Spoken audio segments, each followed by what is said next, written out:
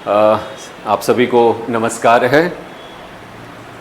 आज पुनः लाइव आने का मुख्य उद्देश्य यह है कि यह जो मेरे पीछे आप स्लाइड देख रहे हैं जिसमें स्पष्ट लिखा हुआ है कि बिहार विधानसभा में परिचारी के रिक्त पदों के लिए जो परीक्षा के आधार पर साक्षात हेतु उम्मीदवारों का जो लिस्ट है उसको जारी कर दिया गया है।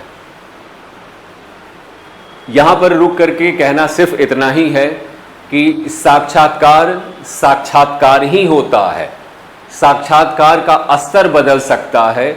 जो संघ लोक सेवा या यूपीएससी के लिए अलग स्तर का होगा, बिहार लोक सेवा आयोग के लिए अलग स्तर का होगा, लेकिन बिहार विधानसभा में परिचारी के लिए भी साक्षात्कार का यदि आयोजन किया गया है तो उसके लिए भी कुछ नीति और नियम वही होंगे जो आम तौर पर साक्षात्कार के लिए निर्धारित किए जाते हैं।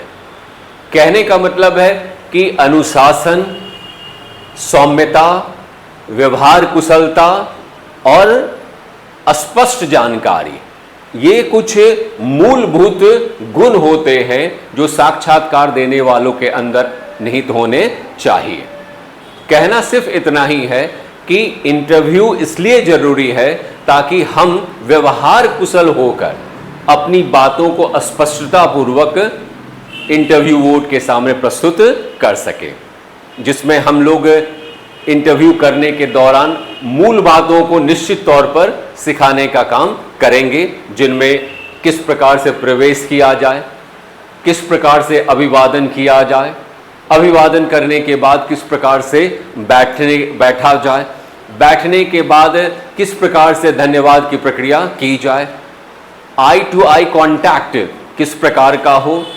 इन सब विषयों के अलावा परिचारी के लिए जो कुछ मूलभूत लक्षण या गुण उनके अंदर अंतर्निहित होते हैं, उनके बारे में भी हम लोग स्पष्टता पूर्वक जानकारी आपको उपलब्ध कराएंगे।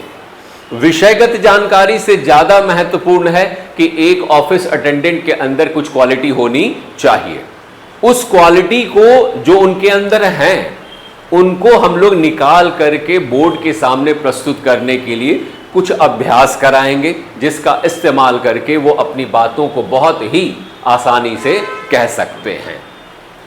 लगता तो है कि बहुत आसान सी प्रक्रिया है, लेकिन इतने सारे रिजल्ट दिए गए हैं, रिजल्ट की संख्या कई श्रेणी में अलग अलग है जो आप देख रहे हैं।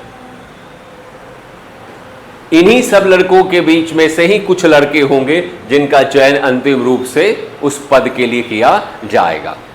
तो आए हुए अवसर को हम खो नहीं दें, इसलिए जरूरी है कि आए हुए अवसर का हम इस्तेमाल करें, साक्षात्कार का प्रशिक्षण लें, और प्रशिक्षित होकर के जब हम साक्षात्कार देंगे तो शायद हम बहुत बेहतर ढंग से साक्षात्कार को बोर्ड के सामने प्रस्तुत कर पाएंगे।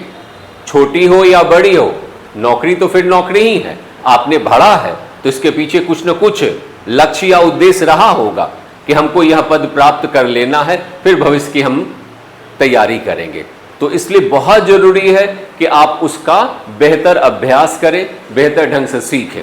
और सीखने के लिए हम लोगों ने साक्षात्कार की प्रक्रिया शुरू कराने का निर्णय लिया है कि हम फिर से एक नए ढंग से नए बैच में आपके लिए साक्षात्कार प्रारंभ करेंगे।